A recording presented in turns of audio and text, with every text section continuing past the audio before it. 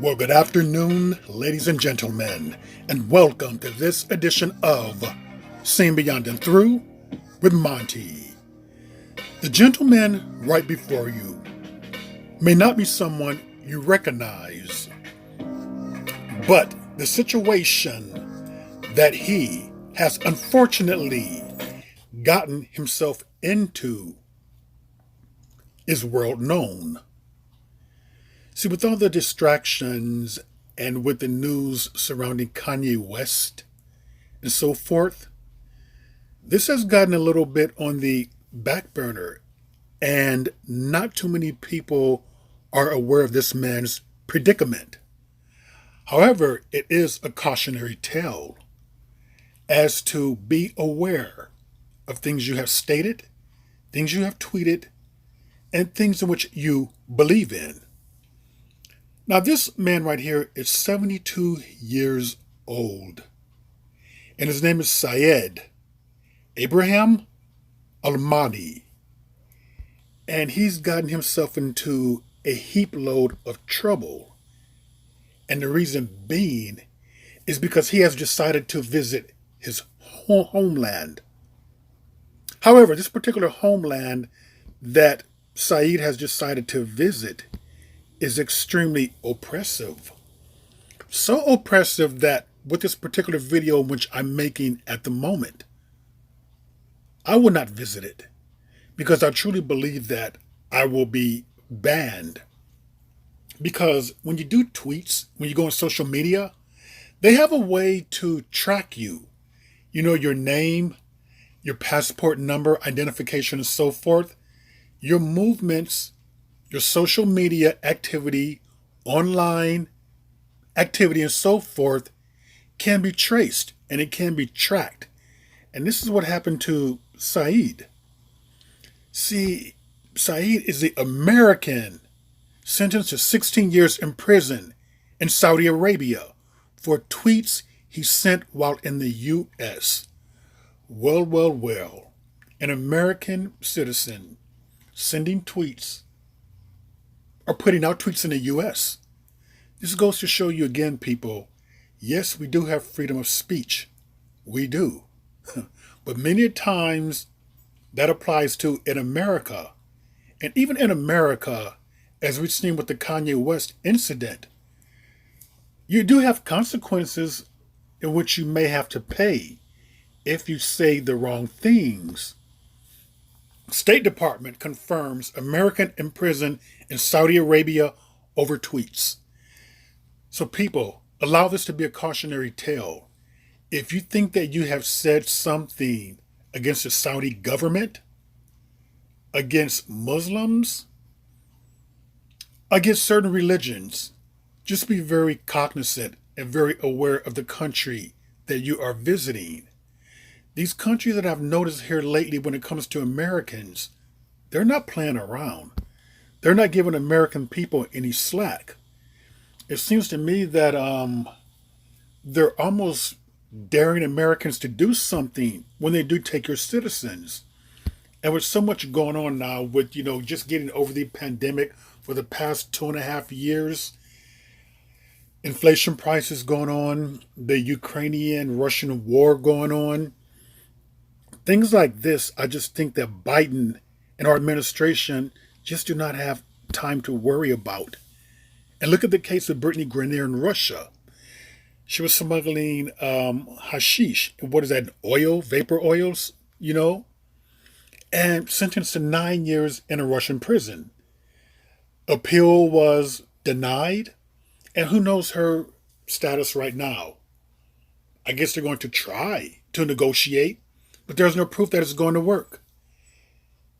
Brittany should have been aware of the laws, rules, and regulations of the countries that you're entering. And these countries are not playing around with American citizens. I don't think that there's a whole fear of America anymore. Yeah, America may be a superpower, but sometimes what can you do when individual citizens get themselves into trouble by their own volition? When they're foolish enough to take risk to go into these countries, knowing that there could be consequences to tweeting, to smuggling hashish oil in there, and to even being LGBTQ. See, Saudi Arabia is one of these anti-LGBTQ plus countries, as a lot of countries are. So is Russia. And there was talk there that didn't help Brittany Griner's case either. So people need to be very careful and realize that when you're leaving the United States of America, you are leaving the laws, rules, and regulations of our country. That is the reason why I thought it was foolish, stupid, ignorant, and dumb for what Antonio Brown did in Dubai. Granted that Dubai is known for a lot of debauchery, a lot of lewd behavior, still you're taking a big risk when you start to do stuff like this. Exposing yourself to a woman in Dubai, poolside flashing, and more. What the heck was he thinking about? You're in a foreign country. Yeah, behind the scenes, there's a lot of explicit activity that goes on there. There's a lot of people would say extreme. Dubai is known for that. But they try to keep it hush hush. But Antonio Brown going there, doing things like this, I had to block it off of YouTube, exposing himself to this woman here, who's a tourist from Europe. No, that's nothing but sexual harassment. That right there could have landed him in a lot of trouble. This is foolish behavior. You don't go into a foreign country behaving in this particular manner, exposing yourself, putting your butt into someone's face, playing with your penis in a pool. You just need to be very careful with doing stuff like this in a foreign country. I am fully aware that when I leave the United States of America, that I'm no longer under our Constitution, under our laws, rules, and regulations. And it's imperative that when we leave for these foreign countries, that we look into what they allow, what is permissible, what is not permissible. Because we are being foolish if we sit up there and think that if we got ourselves trapped over or stuck over in a jail in Saudi Arabia, a jail in Russia, into their court systems, that the United States is going to intervene. Maybe we should take that mentality with us, that the U.S. is not going to intervene. And that would make us think and be more careful and more cautious as to why we're going there, if we should go there, and what we take there. We need to be very careful.